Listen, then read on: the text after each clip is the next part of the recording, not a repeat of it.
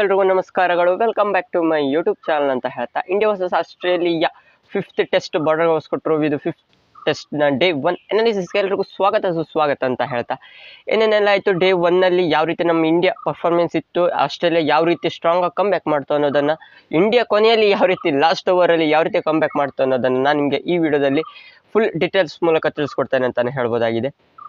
ಯಾರೆಲ್ಲ ನನ್ನ ಚಾನಲ್ ಇನ್ನೂ ಕೂಡ ಸಬ್ಸ್ಕ್ರೈಬ್ ಮಾಡ್ಕೊಳ್ಳದೆ ನೋಡ್ತಾ ಇದ್ದಾರೆ, ಹೊಸದಾಗಿ ವಿಸಿಟ್ ಮಾಡ್ತಾ ಇದ್ದಾರೆ, ಚಾನಲ್ಗೊಂದು ಪ್ಲೀಸ್ ಸಬ್ಸ್ಕ್ರೈಬ್ ಮಾಡ್ಕೊಳ್ಳಿ ಅಂತ ಹೇಳ್ತಾ, ಇಷ್ಟ ಆದ ಒಂದು ಲೈಕ್ ಕೊಡಿ, ಹೇಗಿತ್ತು ಅಂತ ವಿಡಿಯೋ ಪ್ಲೀಸ್ ಸಬ್ಸ್ಕ್ರೈಬ್ ಮಾಡ್ಕೊಳ್ಳಿ ಅಂತ ಹೇಳ್ತಾ ಬನ್ನಿ ಶುರು ಮಾಡೋಣ. ಯಾವ ರೀತಿ ಇತ್ತು ಡೇ 1ನಲ್ಲಿ ಇವತ್ತಿನ ಟೆಸ್ಟಲ್ಲಿ ಅನ್ನೋದನ್ನು. ಮೇನ್ ಇಂಪಾರ್ಟೆಂಟ್ ಟೆಸ್ಟ್ ನಮ್ಮ ಇಂಡಿಯಾಗಿದ್ದು ಮಹತ್ವಪೂರ್ಣ ಟೆಸ್ಟ್. ಯಾಕಪ್ಪ ಅಂತ ಹೇಳಿದ್ರೆ ಸೀರೀಸ್ ಡಿಸೈಡರ್ ಅಂತಲೇ ಹೇಳ್ಬೋದಾಗಿದೆ. ಆಸ್ಟ್ರೇಲಿಯಾ ಕಡೆ ಹೋಗುತ್ತಾ ಸೀರೀಸ್ ಅಥವಾ ಟೈ ಆಗುತ್ತಾ ಅನ್ನೋದೇ ದೊಡ್ಡ ಮೇನ್ ಇಂಟೆನ್ಷನ್ ಆಗಿ ಈ ಟೆಸ್ಟ್ ಮ್ಯಾಚ್ ಇದೆ ಅಂತಲೇ ಹೇಳ್ಬೋದಾಗಿದೆ. ಮೊದಲೇದಾಗಿ ಇವತ್ತು ಇಂಡಿಯಾ ಚೇಂಜಸ್ ಏನಪ್ಪ ಅಂತ ಹೇಳಿದ್ರೆ ಪ್ಲೇಯಿಂಗ್ 11ನಲ್ಲಿ ಮೇನಾಗಿ ಕ್ಯಾಪ್ಟನ್ ಅಂತ ರೋಹಿತ್ ಶರ್ಮಾ ಅವರು ಇಲ್ಲ. ಹೌದು, ನಿನ್ನೆಯಿಂದ ಸಿಕ್ಕಾಪಟ್ಟೆ ನ್ಯೂಸ್ಗಳು ಹರಿದಾಡ್ತಾ ಇತ್ತು. ಆಕಾಶ್ ದೀಪ್ ಅವರು ಕೂಡ ರೂಲ್ಡ್ ಔಟ್ ಆಗಿದ್ದಾರೆ, ಅವ್ರಿಗೇನು ಇಂಜುರಿ ಆಗಿದೆ ಅಂತೆ. ಅವ್ರ ಜಾಗದಲ್ಲಿ ಪ್ರಸಿದ್ಧ ಕೃಷ್ಣ ಅವರು, ಅದೇ ರೀತಿಯಾಗಿ ರೋಹಿತ್ ಅವರ ಜಾಗದಲ್ಲಿ ಶುಭ್ಮನ್ ಅವರು ಬಂದಿದ್ರು. ಕ್ಯಾಪ್ಟನ್ಸಿ ಆಬ್ವಿಯಸ್ಲಿ ಜಸ್ಪ್ರೀತ್ ಬುಮ್ರಾ ಅವರ ಕ್ಯಾಪ್ಟನ್ಸಿಲಿ ಟಾಸ್ ವಿನ್ ಹಾಕೊಂಡು ಬುಮ್ರಾ ಅವರು ಮೊದಲೇದಾಗಿ ಇಲ್ಲಿ ಸಿಡ್ನಿಲಿ ಬ್ಯಾಟಿಂಗ್ನ ಆಯ್ಕೆ ಮಾಡ್ಕೊಳ್ತಾರೆ ಅಂತಲೇ ಹೇಳ್ಬೋದಾಗಿದೆ. ಒಂಥರ ಸಿಕ್ಕಾಪಟ್ಟೆ ಮೊದಲ ಟೆಸ್ಟ್ ಮ್ಯಾಚಲ್ಲೂ ಕೂಡ ಇವರು ಬ್ಯಾಟಿಂಗ್ನ ಆಯ್ಕೆ ಮಾಡ್ಕೊಂಡಿದ್ರು. ಅದೇ ರೀತಿಯಾಗಿ ಈ ಕೊನೆಯ ಟೆಸ್ಟ್ ಮ್ಯಾಚಲ್ಲೂ ಕೂಡ ಬ್ಯಾಟಿಂಗ್ನ ಆಯ್ಕೆ ಮಾಡಿಕೊಂಡು ಮೊದಲಿನಿಂದ ರೋಹಿತ್ ಶರ್ಮಾ ಇಲ್ಲದೆ ಇರೋ ಕಾರಣದಿಂದ ಬುಮ್ರಾ ಅವರ ಕ್ಯಾಪ್ಟನ್ ಆಗಿದ್ರು. ಇವಾಗ KL ಅದೇ ರೀತಿಯಾಗಿ ಜೈಸ್ವಾಲ್ ಅವರು ಓಪನರ್ ಆಗಿ ಬಂದರೂ ಕೂಡ ಇಬ್ಬರು ಕೂಡ ಏನು 33 ರನ್ಗೆ 3 ವಿಕೆಟ್ ಬಡಬಡ 2 ವಿಕೆಟನ್ನು ಪಟಪಟ ಓಪನರ್ಸ್ಗಳು ಇಬ್ಬರು ಬೇಗನೆ ಹೋದ್ರು ಅಂತಲೇ ಹೇಳ್ಬೋದಾಗಿದೆ. ಸ್ಟಾರ್ಕ್ ಅದೇ ರೀತಿಯಾಗಿ ಬೋಲೆಂಡ್ ಅವರು ಇಬ್ಬರು ಬೇಗನೆ ವಿಕೆಟ್ನ ಕಬಳಿಸಿದ್ರು.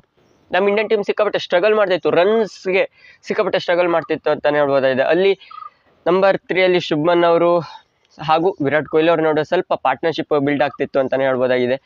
ವಿರಾಟ್ ಕೊಹ್ಲಿ ಅವರು ಆಬ್ವಿಯಸ್ಲಿ ಮೊದಲೇ ಹೋಗಬೇಕಾಗಿತ್ತು. ಅದು ನನ್ನ ಪ್ರಕಾರ ಫೇರ್ ಕ್ಯಾಚ್, ಈಸಿಯಾಗಿ ಕ್ಯಾಚ್ ಥರ್ಡ್ ಅಂಪೈರ್ ಸ್ವಲ್ಪ ನಿರ್ಲಕ್ಷ್ಯ ಮಾಡಿದ್ರು ಅಂತ ಹೇಳಿ. ಅದೇನು ಬೋಲೇನು ಅಷ್ಟೊಂದು ಟಚ್ ಆಗ್ತಾ ಇರಲಿಲ್ಲ ಗ್ರೌಂಡ್ಗೆ, ಆದರೂ ಕೂಡ ಅಲ್ಲಿ ಫೇರ್ ಡಿಸಿಷನ್ ಕೊಡಬೇಕಾಗಿತ್ತು. ಥರ್ಡ್ ಅಂಪೈರ್ ಅಲ್ಲೂ ಕೂಡ ಎಡವಿದ್ರು.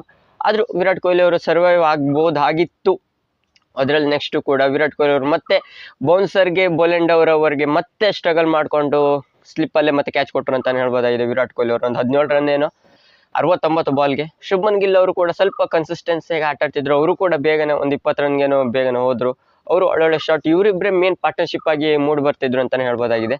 ನಂಬರ್ 5 ಬಂದಂಥ ರಿಷಬ್ ಪಂತ್ ಅದೇ ರೀತಿಯಾಗಿ ಜಡ್ಡು ಅವರು, ಇವರು ಇಬ್ಬರ ಪಾರ್ಟ್ನರ್ಶಿಪ್ ಮೇನ್ ಆಯಿತು ನಮ್ಮ ಇಂಡಿಯನ್ ಟೀಮ್ಗೆ ಅಂತಲೇ ಹೇಳಿ. ಕ್ರೂಷಿಯಲ್ ಆಗಿ ಇವರಿಬ್ಬರ ಮೇನ್ ಪಾರ್ಟ್ನರ್ಶಿಪ್ಪೇ ಆಯಿತು ಅಂತಲೇ ಹೇಳ್ಬೋದು. 40 ರನ್ನು ರಿಷಬ್ ಪಂತ್ ಅವರು ಅಟ್ಯಾಕಿಂಗ್ ಅಪ್ರೋಚಿಂದನೇ ಆಟ ಆಡ್ತಿದ್ರು. ಒಂಥರ ಹೊಡಿಬಡಿ ಮೊದಲಿಂದನೂ ಕೂಡ ಅಷ್ಟೇ ಬಿಟ್ಟರು. ಹೋದ ಬಾರಿ ಯಾವ ರೀತಿ ಆಟ ಆಡಿದ್ರು, ಆದರೆ ಈ ಟೆಸ್ಟ್ ಮ್ಯಾಚಲ್ಲಿ ಕರೆಕ್ಟಾಗಿ ಆಟ ಆಡ್ತಿದ್ರು.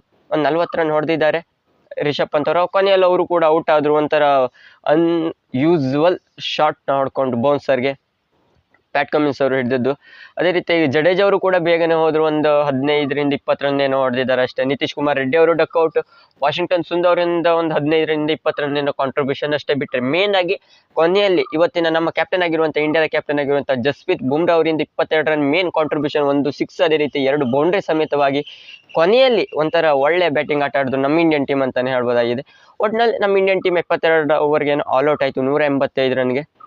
ಮೇನ್ ಪಾರ್ಟ್ನರ್ಶಿಪ್ ರಿಷಬ್ ಪಂತ್ ಅದೇ ರೀತಿಯಾಗಿ ಬುಮ್ರಾ ಅವರು ಅಂತಲೇ ಹೇಳ್ಬೋದಾಗಿದೆ. ಬ್ಯಾಟಿಂಗಲ್ಲಿ ಕಾಂಟ್ರಿಬ್ಯೂಷನ್ ಏನು ಮಾಡಲಿಕ್ಕೂ ಬರೋಲ್ಲ. ಅವ್ರ ಪರವಾಗಿ ಬೋಲೆಂಡ್ ಅವರು 4 ವಿಕೆಟ್, ಸ್ಕಾಟ್ ಬೋಲೆಂಡ್ ಅವರು, ಸ್ಟಾರ್ಕ್ ಅವರು ಒಂದು, ಅದೇ ರೀತಿಯಾಗಿ ನೇಥನ್ ಲಯನ್ ಅವರು ಒಂದು, ಪ್ಯಾಟ್ ಕಮಿನ್ಸ್ ಅವರು 2 ವಿಕೆಟ್ ತೆಗೆದಿದ್ದಾರೆ.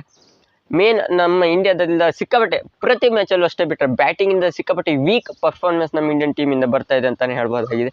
ಅದೇ ರೀತಿಯಾಗಿ ನೆಕ್ಸ್ಟ್ 185 ರನ್ ಟಾರ್ಗೆಟ್ ಬಂದಂಥ ಆಸ್ಟ್ರೇಲಿಯನ್ ಟೀಮಲ್ಲಿ ಕವಚ್ ಅದೇ ರೀತಿಯಾಗಿ ಕಾನ್ಸರ್ಟ್ ಅವರು ಬಂದರು ಓಪನರ್ ಆಗಿ.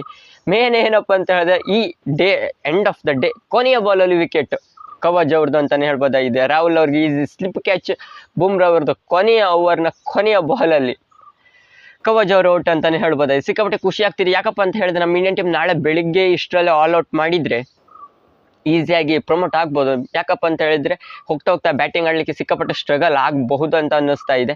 ನಮ್ಗೆ ಬರೆಲ್ಲ ಬ್ಯಾಟಿಂಗ್ ಕೂಡ ಸಾಥ್ ಆಗಬಹುದು. ಹೋದ ಫಸ್ಟ್ ಟೆಸ್ಟ್ ತರುವೆ ಏನಾಗುತ್ತೋ ಅನ್ನೋದು ದೊಡ್ಡ ವಿಷಯ. ಯಾಕಪ್ಪ ಅಂತ ಹೇಳಿದರೆ ಬ್ಯಾಟಿಂಗಲ್ಲಿ ಸಿಕ್ಕಾಪಟ್ಟೆ ಸ್ಟ್ರಗಲ್ ಆದರೆ ಬೇಗನೆ ಮ್ಯಾಚ್ ಮುಗಿಯುತ್ತೆ, ಅಥವಾ ಇಲ್ಲ ಅಂತ ಹೇಳಿದರೆ ಬೇಗನೆ ಮ್ಯಾಚ್ ಆಗತ್ತೆ. ಯಾರ ಕಡೆ ಹೋಗುತ್ತೆ ಅನ್ನೋದೇ ದೊಡ್ಡ ವಿಷಯ ಅಂತಲೇ ಹೇಳ್ಬೋದಾಗಿದೆ. ಮೇನಾಗಿ ಯಾರು ವಿನ್ ಆಗ್ತಿರೋ ಅದ್ರ WTC ಫೈನಲ್ಗೆ ಮೇನ್ ಹೊಡ್ತಾ ಬೀಳುತ್ತೆ ಅಂತಲೇ ಹೇಳ್ಬೋದು. ಇಂಡಿಯಾ ವಿನ್ ಆದರೆ ಸೀರೀಸ್ ಡಿಸೈಡರ್ ಅಂತೂ ಅಲ್ಲೇ ಹೋಗುತ್ತೆ, ಡ್ರಾ ಈಕ್ವಲ್ ಆಗೋಗುತ್ತೆ. ಆಸ್ಟ್ರೇಲಿಯಾ ವಿನ್ ಆದರೆ ಸೀರೀಸ್ ಅವ್ರಿಗೆ ಕೈವಶವಾಗುತ್ತೆ ಅಂತಲೇ ಹೇಳ್ಬೋದಾಗಿದೆ. ನೋಡ, ಇದಿಷ್ಟು ಇಂಡಿಯಾ ವರ್ಸಸ್ ಆಸ್ಟ್ರೇಲಿಯಾ ಕೊನೆಯ 5th ಟೆಸ್ಟ್ನ ಡೇ 1 ಅನಾಲಿಸಿಸ್ ಆಯಿತು. ನಿಮಗೆ ಈ ವಿಡಿಯೋ ಇಷ್ಟ ಲೈಕ್ ಶೇರ್ ಕಮೆಂಟ್ ಮಾಡಿ. ಕ್ರಿಕೆಟ್ IPLನ ಹೆಚ್ಚಿನ ಇನ್ಫಾರ್ಮೇಷನ್ಗೋಸ್ಕರ ಚಾನಲ್ಗೊಂದು ಸಬ್ಸ್ಕ್ರೈಬ್ ಮಾಡ್ಕೊಳ್ಳಿ ಅಂತ ಹೇಳ್ತಾ ಸಿಗೋಣ ಮುಂದಿನ ವಿಡಿಯೋದಲ್ಲಿ.